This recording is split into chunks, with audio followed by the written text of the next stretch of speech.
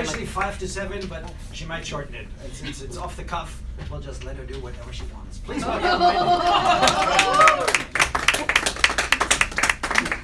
Whatever I want. Well, we're going to talk about cats. That's what we're going to do. 5 to 7 minutes, and we got great. First of all, thank you so much. I love being here. In fact, I was just sitting there thinking, why am I not here? Amanda, I started at this club in 2010 when my daughter left for college, and I was lost and directionless. And I'd gone out on a blind date, and the guy was like, I'm a part of Toastmasters, and I thought, I don't even know what that means. I went home and Googled it. I'm like, oh my God, there's a club right around my corner. So I'm so glad you're here, because it was life-changing, the journey that I went on. Some of the folks watched me or one here, so very excited. Not part of my speech. Okay, officially, I stumbled across the coolest thing. I am not a big Facebook user as far as, I like to post about my cat, but I'm not too into Facebook in that sense, but this video popped up in my feed yesterday, so I watched it, and it was so powerful.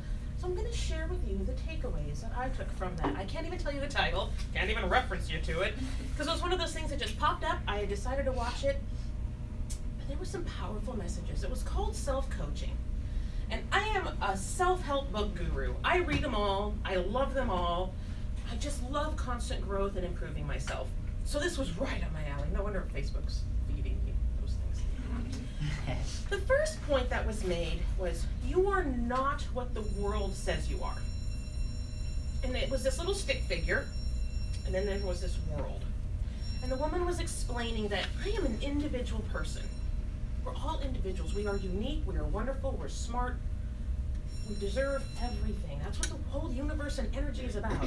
Then you've got the world over here.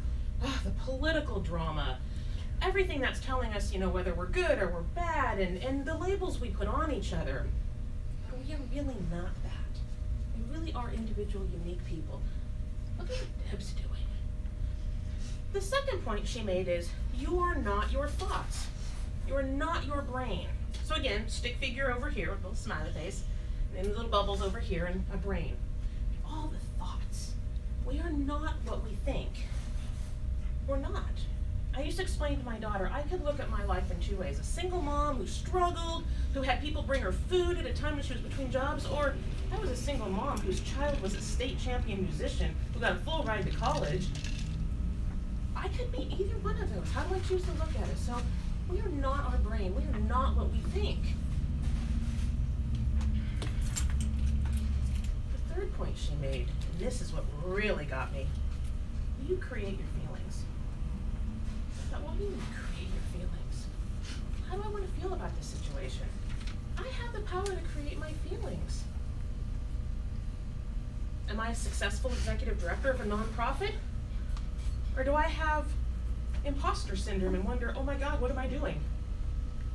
It's going to be how I choose to feel about it and how I choose to look at it. I hold that power. And I think that's amazing to really let that wash over you. I create my feelings. I create my direction. And when you think of life that way, you come from a place of confidence and you set your course. And that's powerful. That puts the power kind of back on us. This one was a little tough. Celebrate your failures. I don't like to do that. It was this big circle. And on one side, it was drawn a line. One side it said 50% positive, 50% negative. And then there was this little thing called a buffer on the side of the negative. I didn't like that one because I can really relate to that. But we have this idea that we're always supposed to be positive. Look at life positively. I just said, create your own feelings. But the reality is we're not always positive. I cry every time Deb speaks about her child because I still have mine. And it hurts. I'm not positive about that experience. My heart goes out to her. It's okay to not always be positive. I mean, if you think a circle and you cut it in half, 50% positive, 50% negative, that's kind of life. It's really kind of life at times, and I think we need to be okay. So what do we do when we're not okay with just kind of sitting in that uncomfortableness? We do this little thing called a buffer. So the circle, cut in half, positive, negative, and this little buffer. And I was kind of intrigued, like, well, what's a buffer? It's overeating. It's alcoholism. It's drugs. It's anything I have to do, like homemade cookie dough Sunday when Rudy's not with me and I'm lonely. That's what a buffer is. I don't want to feel lonely. I like the guy. So what do I do to buffer that uncomfortable feeling? What do we do to buffer those uncomfortable feelings? Because somewhere along the line, we're supposed to be positive. We're supposed to just power through. Actually, sometimes we're just supposed to sit and be a little uncomfortable. Maybe take a walk, maybe cuddle the cat on your lap.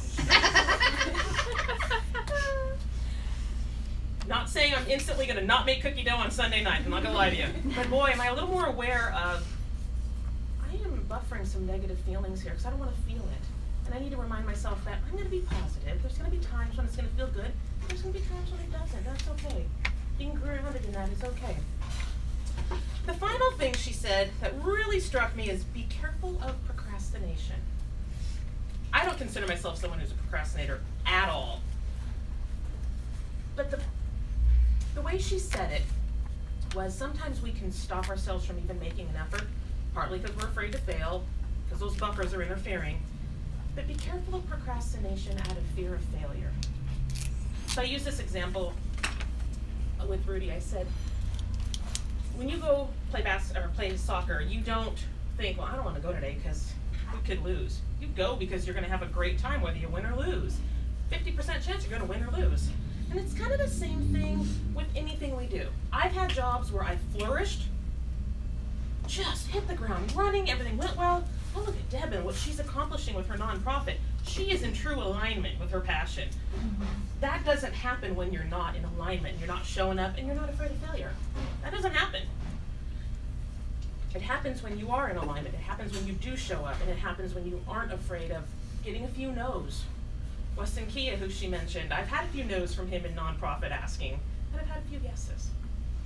So careful of procrastination because you know you 50-50, happy, sad, both feelings are okay.